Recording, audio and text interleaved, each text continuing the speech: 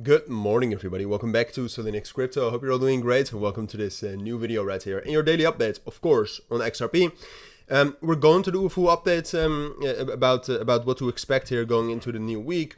I just did a video on Bitcoin and what we saw there, or at least what something that we can see with XRP as well. Or at least with XRP, it's a little bit different, but the liquidity and the volume and ultimately also the activity this weekend has been very, very low. All right, now, is that necessarily something to be worried about? No, and for XRP specifically also not necessarily, because XRP actually got some decent momentum, obviously, with the news from Friday going into Saturday, right? So the liquidity, the volume for XRP is actually comparatively to Bitcoin, it's actually better, even though, volume $1.3 billion.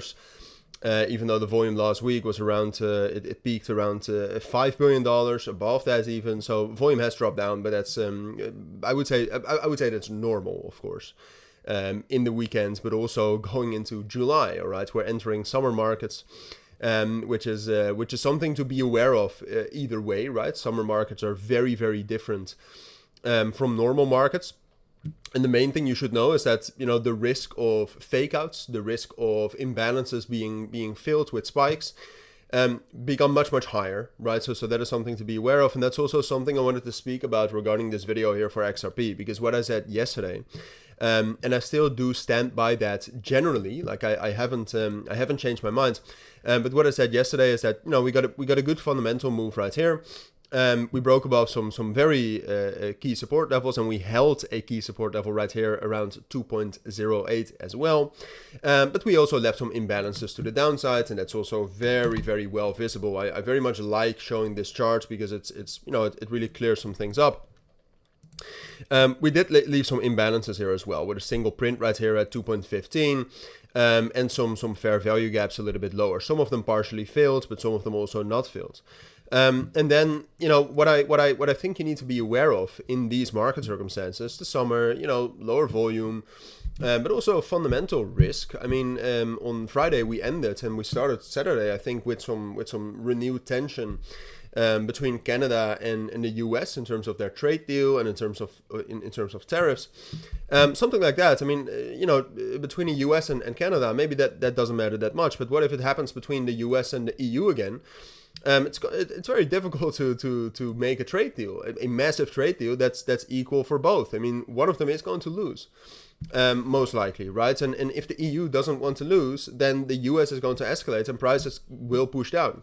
And then all of a sudden the fundamentals are quite risky. And then we also have XRP, which I think on the higher time frames, will remain stable. I think XRP is going to stay within this range, right? Between 2.28 and 2.07. But I do think you should be aware with those imbalances, but also with the fundamentals of a deeper pullback. I think it's what I said yesterday is I think we'll pull back and then we'll rally into 2.25 and 2.28. I still think that's most likely. However, because of the fundamentals, because of the low liquidity, I think we can theoretically spike all the way back down, reverse the entire move all the way down to 2.1 again. Fill the naked POC right here, right? You can see a naked POC right here of Friday. Fill that, and then start from there. Start a normal uptrend all the way up to the top here at 2.25, leaving some, less imbalances at least. Every good move up leaves an imbalance. That's part of the deal, and that's also what you can see right here. We left an imbalance that is unlikely to fill, but yeah, I mean, in these circumstances, the risk of filling all the imbalances increases. So I would say that's more likely. When we're talking about XRP, to grab my normal chart, I think it's more likely we're going to go for a deep pullback, find support, bounce back up, and then rally into resistance. I'd say that's most likely, but I'll keep you updated on that. Of course, I think it's either way. It's good to be it's good to be ready for that, because longing XRP right now doesn't make sense. And in that sense, I'm saying exactly the same as what I said right here.